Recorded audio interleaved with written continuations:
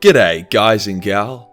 Every child has a mother and father, zero exceptions. Mary was a whore who lied about cheating on her husband with a Roman soldier to avoid being stoned to death, and even if God did break one off into her, he still counts as the dad. The Primarchs are no different. The Big E can't just jerk off into a tube and call it a day. He needed an egg, as well as technical help when it comes to spawning demigods. Hence Erdar enters the picture, because apparently the naming conventions back then were terrible, and she is the Primarch's confirmed canonical mother.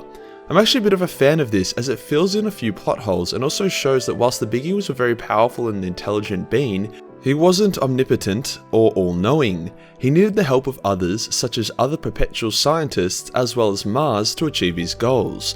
I wanted to make this video because I've mentioned her a few times in some of my Space Marine videos, and people always seem to get a bit confused. Before we get started, the Homebrew Adventures animation that I've been working on for months and planning for over a year is now live. I was really happy to see most of you guys enjoyed it and got a laugh out of it. In saying that though, I know it's not remotely perfect and I've taken a lot of the feedback on board. For starters, the dialogue recording will now be done live with the other voice artists, instead of pre-recorded then stitched together. This will make it sound more natural and flow better. I'll also be using another animating software to do more detailed and technical animations in it, such as fight scenes. On top of that, I'll be taking more animation classes to make the movements more natural. Finally, I'll also be leaning more into the character archetypes and what makes them unique when I write them. Before episode 2 comes out, I will also be releasing a short, almost like an episode 1.5, to show off the new improvements before the bigger episode 2 drops. No time frame on this as of yet, but shouldn't take too long. If you guys haven't already seen it, check it out and let me know what you think. Today we'll cover who the Primarch's mother was and her significance to the lore of Warhammer 40k. We'll then talk about how she helped in the scattering of the Primarchs and what she's up to right now. Let's get into it. The Emperor was never the only immortal superhuman living on Earth. There were others, called Perpetuals, also there. The Emperor, however, always had a dream to unite mankind and create his Imperium throughout the stars. As such, he began recruiting these Perpetuals to his cause.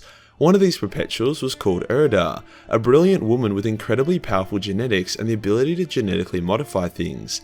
The Emperor had this sense of urgency, however. He did not want to wait the many thousands of years it would take for mankind to evolve into a psychic race of Perpetuals like him and the others. This is likely due to the Chaos Gods preparing to stick their grubby fingers deep into mankind's rectum. The Big E wanted to beat them to it. Hence, he began accelerating mankind's evolution through experimentation.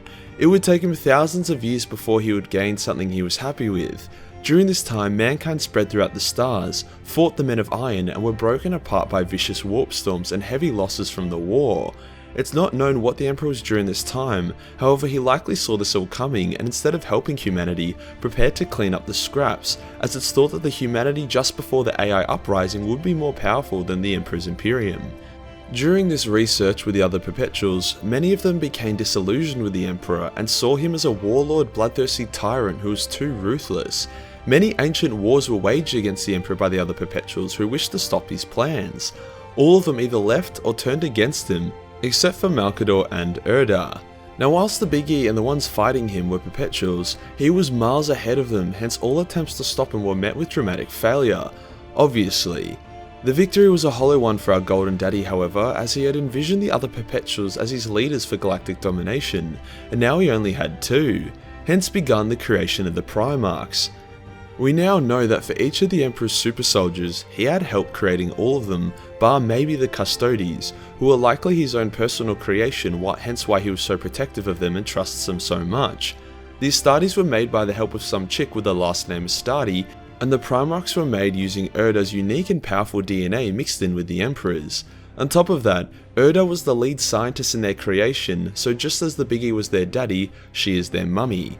However, more problems would arise. The Emperor was a massive asshole, and both Erdar and Miss Astarte realized that he planned to use their creations to wage galactic warfare, which, I mean, you don't have to be a fucking scientist, which they were, to figure that out. What's he gonna make 8-foot tall super soldiers with 2 hearts for? Gardening, helping old people cross the road, and the Primarchs, they clearly weren't made to fix climate change. Anywho, the Chaos Gods had wanted to mess with the Primarch babies for a while, cause A, they were creeps, and B, the idea of demigods loyal to the Emperor, their main enemy, running around and clapping them wasn't something they were super down with. Hence, they played off Erida's postnatal depression and more or less influenced her to open up a warp vortex within the Primarch's nursery and suck all the baby Primarchs into it. She thought if she gave them to the oceans of the warp, they could live full lives out of the reach of the Emperor. She did not intend to give them over to chaos, she just didn't want the Emperor to have them. Which, failed, he got him. It also seems like the Emperor was okay with this happening, as once the vortex collapsed his lab and killed a lot of people, he let Erda leave and basically become a hermit on Terra. He didn't seek vengeance or retribution, even though it was clear he knew where she was. A similar thing happened with Miss Astarte, who tried to destroy all the Space Marine gene seed. All in all, the Emperor did not have many friends. Tying back into the ancient saying, just because you have a lot of money, or in this case lots of gold, doesn't mean hoes will be loyal. Erda left the Imperial life behind, but not before taking numerous servants and a Space Marine with her to live out near where she was born. She would reappear in the narrative later again when John Grammaticus, another perpetual who went through a seriously wild ride, came to her and asked for her help to get into the Imperial Palace. Although she could not help him, she gave him her Space Marine, which is, pretty cute.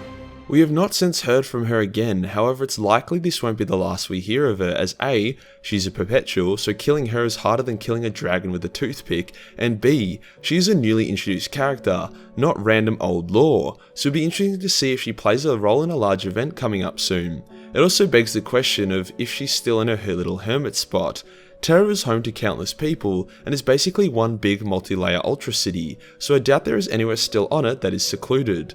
Overall, I know a few people did not receive the Primarch's mum that well, and thought it was an unnecessary way of shoehorning a female character into an essential role and basically taking away from the Big E's achievements. I disagree with that completely. Flawless characters are boring. If the Emperor was all-knowing and awesome, we wouldn't get the Horus Heresy and all the hectic warfare we now have, and as I said before, the Emperor is a man of science. Sperm ain't gonna fertilize itself. It makes sense that the egg used to create the Primarchs came from someone else impressive, not just one of the many bimbos that ate the Big E's god-tier load. The fact that all perpetuals bar Malcador abandoned the Big E for being a massive prick also feeds into the popular notion that in the universe of Warhammer 40k, there are no good guys, only varying degrees of evil. Except for Vulcan, he's a good guy. And that does us for today, guys, the mother of the Primarchs, what her deal was. As I said, I found the need to make a video on this as it's actually a pretty big piece of lore, and a lot of people don't really know about it, so yeah, just doing my job. If you enjoyed the video, want to support the channel, then Patreon is the place to be. Only $1 gives you access to a boatload of Warhammer hentai, and $10 gives you access to the Majorkill hentai calendar. Join the Discord for more memes, and I'll see you in the next one. Peace.